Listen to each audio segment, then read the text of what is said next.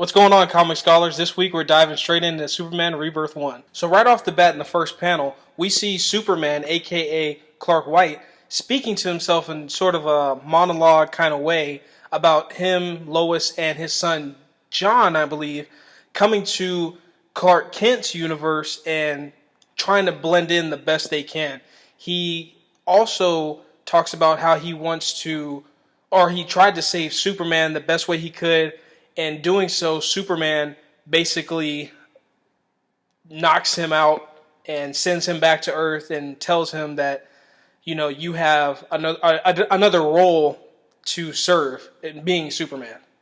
What I felt in this first panel with Clark White, aka Superman number 2, he was hovering right over Superman's memoriam, and it kind of leads into, you know, the death of Superman, him being regenerated, stuff like that. So I thought that was a really, really nice touch.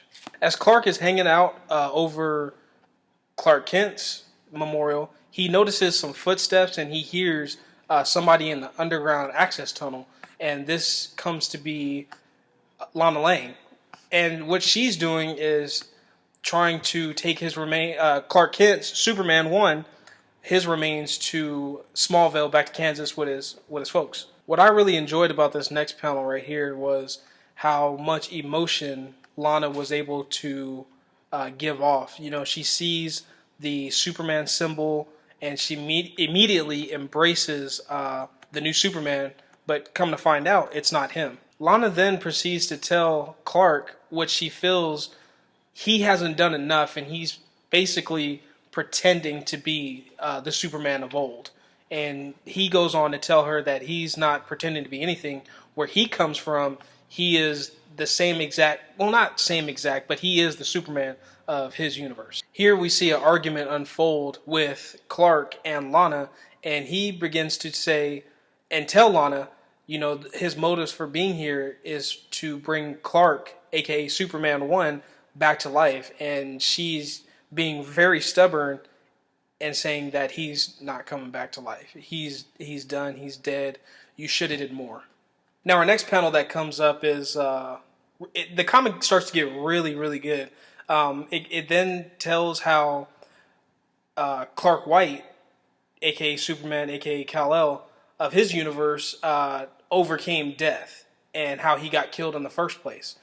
He goes on to talk about his fight with Doomsday, that he's never fought a beast of this caliber, you know, before in his life. And he then, you know, says that he gave all that he had. And it was actually, you know, really good to see this, because they dive into like some kind of old school 90s, early 2000s artwork, and also fighting. You know, it's a classic Superman, the Boy Scout versus Doomsday.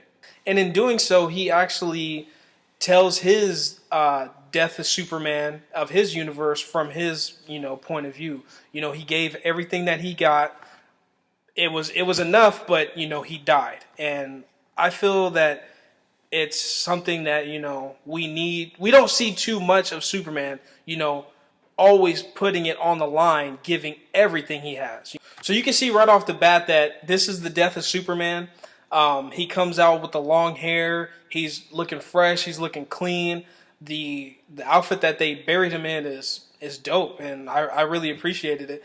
And it's like he's not really dead, and he's not really in limbo. His body just goes into like a very, very deep hibernation, and this is the same thing that we're going to get for the Dawn of Justice BVS movie universe. You know, we seen at the end of BVS, spoiler alert, I mean, I shouldn't be saying that because you guys should have been seeing that movie, but, you know, we see that on his casket that the little dirt and the rocks start to rise up, like, you know, like he's defeated death.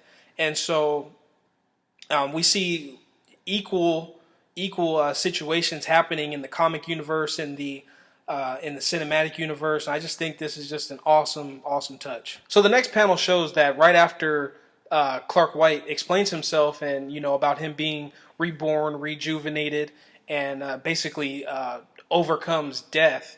He and himself and Lana strike a deal on taking Clark Kent's remains to the Fortress of Solitude, and so they supposedly have a regenerative machine that could help bring Superman back to life. I thought it was really cool how they made Lana seem like, well, she actually knows how to get to the Fortress of Solitude, and the Superman from another universe doesn't even know how to get there. So he's kind of shocked. He's like, I wanted to take his remains to, somewhere where he could regenerate and, come back to life, but I just didn't know where the Fortress of Solitude is. So you know where it is. Let's go.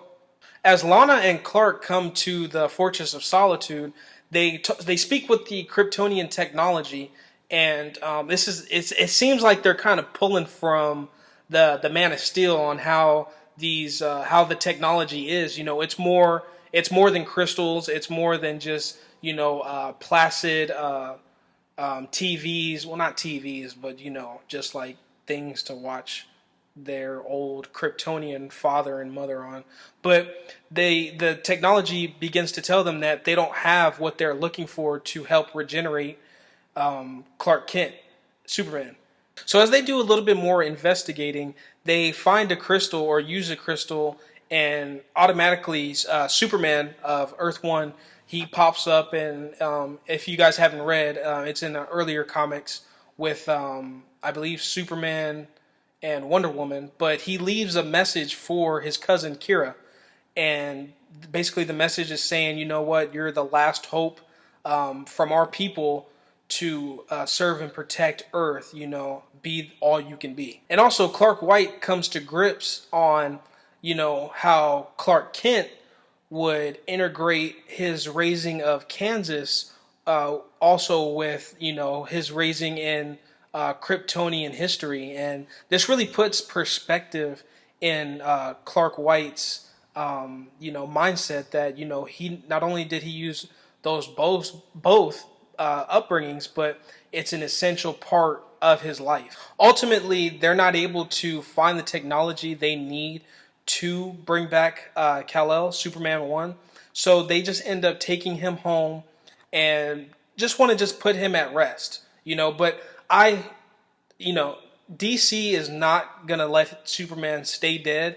Yeah, they have another Superman and they have a Superboy, but they're not going to let Superman stay dead. The prime Superman is not staying dead. And in our last panel, we see Clark White returning to the Fortress of Solitude. And I think this is a really good thing. People who are really comic book readers of Superman, they want to see the shoes fulfilled. And yeah, you have Kira, Supergirl, you have Wonder Woman, but you want that reassurance that Superman brings. And for him to go back to the Fortress of Solitude, he knows where it's at. He erects a statue or a monument towards the fallen Superman. He puts him with his parents, and it's just like a symbol of, I'll take on whatever, you had to take on. I'll take on the burdens of this planet. I'm adopting it.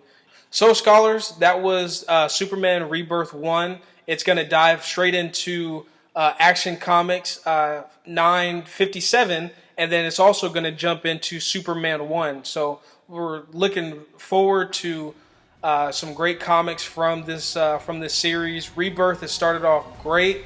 I really don't have too many complaints, but it's still early, and we'll see how it goes. Like, subscribe, and thanks, guys.